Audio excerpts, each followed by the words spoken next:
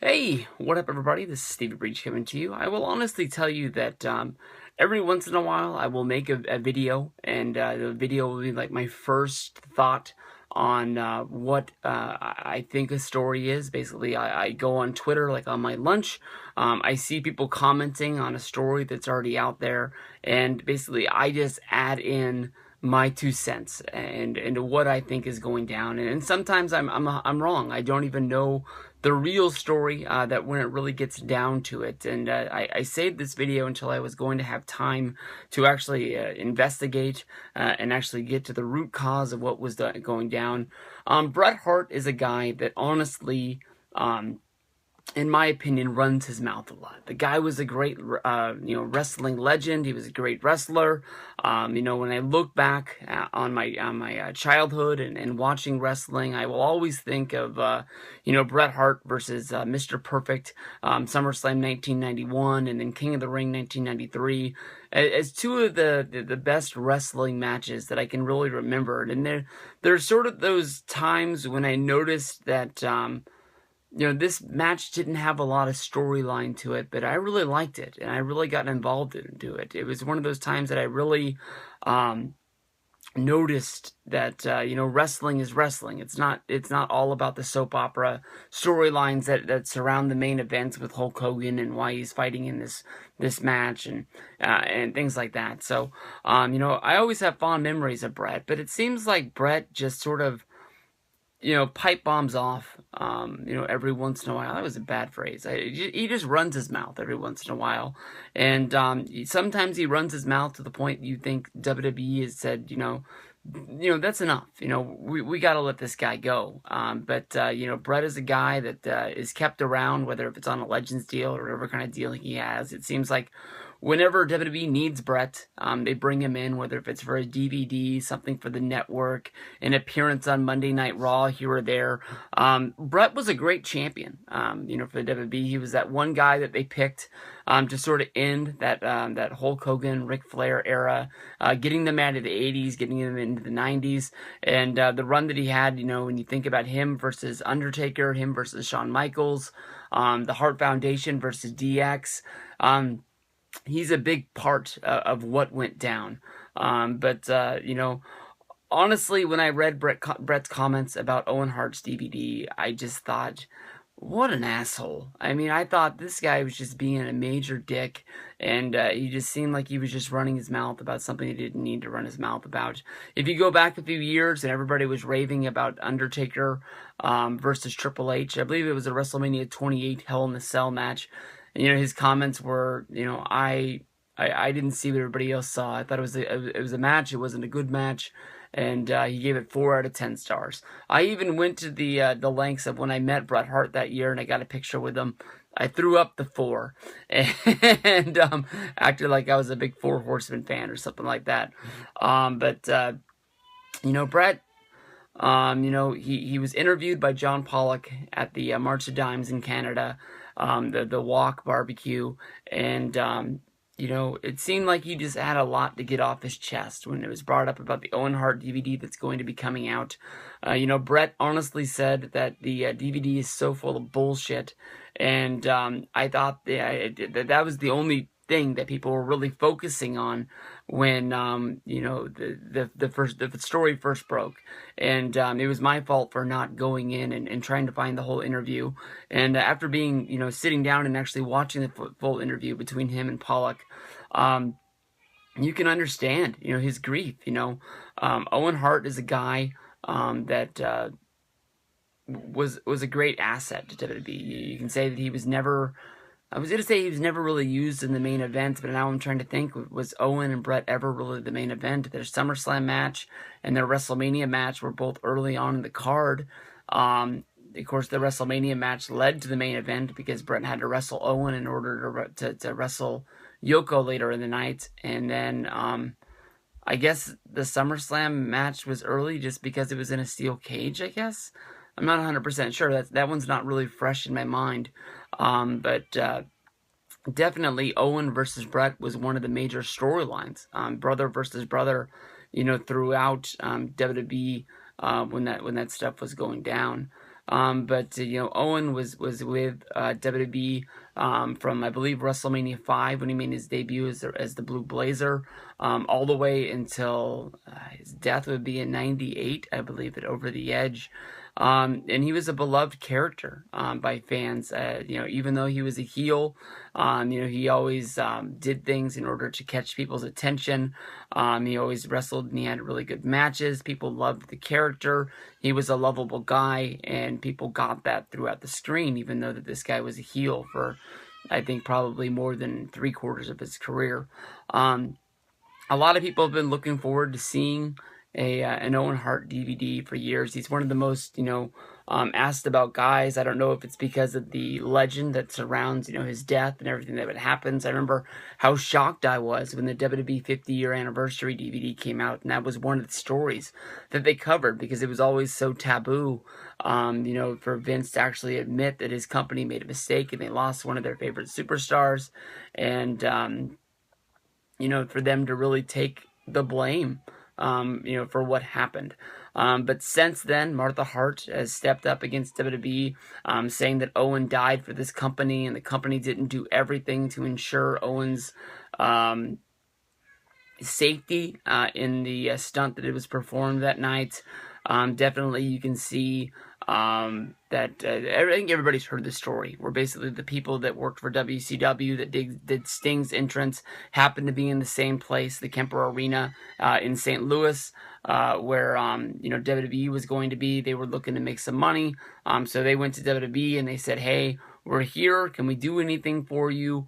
Vince went to creative and said, "Do we want to use these guys?" And it was Vince Russo that said, because of the Blue Blazer being a cartoon character at the time, basically we can lower him down to the ring for his title match against the Godfather, and it's a spectacle that people might remember. Honestly, when it comes down to it, I've always said that even if Owen would have landed in the ring 100% fine that night, and the match would have gone off, and if he won the Intercontinental title, or if he would have lost the match and not won the title, no one would have remembered that. It just didn't, it didn't need to happen. All they were doing was trying to diminish WCW's Sting entrance, and at the end of the day, it wouldn't have done it. Nobody would have turned on Nitro the next week, seen Sting descend into the ring from the rafters, and said, "Owen Hart just did that. No big deal. Don't do it." I mean, Sting descending from the rafters was a big part of Nitro in his fight against the NWO, and it was one of the coolest things that was going down at that point.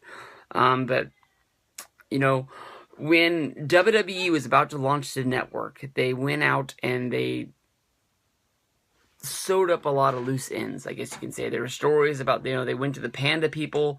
They basically made it where they could use the rights, the name WWF. They could use the logos. They couldn't use it in the future. Like, they can't print t-shirts up tomorrow with the scratch label WWF on there. They have to use their reformed WWE sort of deal if they want to release things from the Attitude Era or things like that. They've changed it enough to where they can use it, but they can't use that old one.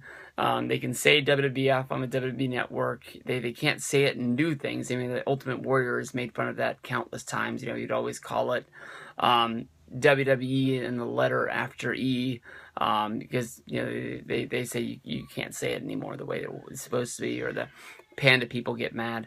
But one of the big things was that Martha Hart had basically put a stronghold on the WWE, basically saying that they couldn't use Owen in anything, to the point where they were scared to put out DVDs, they were scared to put out anthologies. In the end of the day, they were able to do it. But before the network launched, the story was that WWE actually went and they signed a agreement with Martha, where I guess the story was that they paid her off, and they would be able to use Owen. Of course, Over the Edge had never been released on VHS. WWE was smart enough to realize that trying to make money off releasing this footage, revolving around WWE saying that Owen was dead. Of course, the fall was never captured on camera, so it wasn't like that was going to be put on there. But this was going to be put up on the network.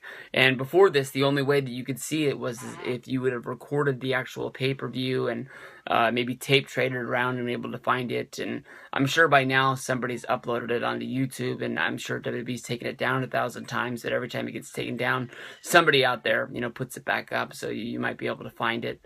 But with the WWE Network going up, this was the first time that it was going to be up on there.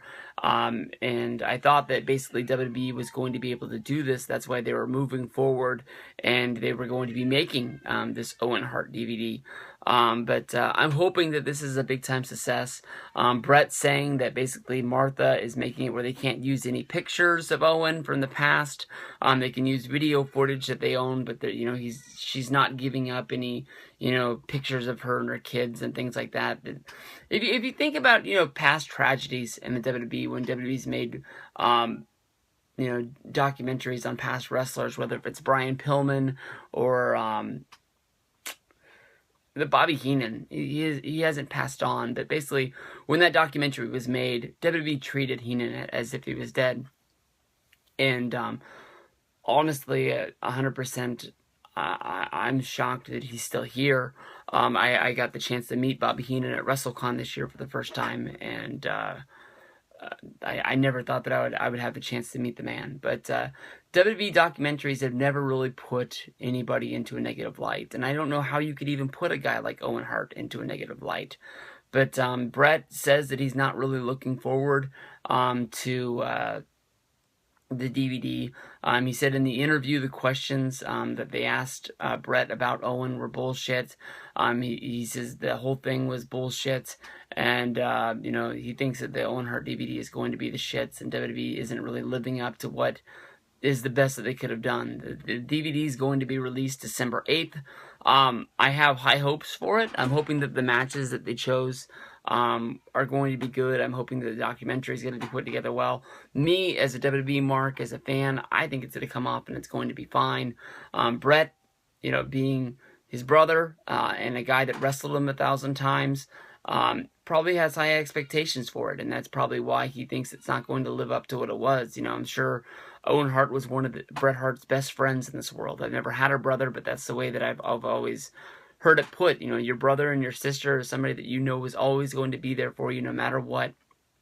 And he just wants to see Owen put over in the best light possible. I don't know how Martha is cock blocking putting Owen Hart into the WWE Hall of Fame. I don't know why I guess maybe WWE wants to have Martha there to accept the award.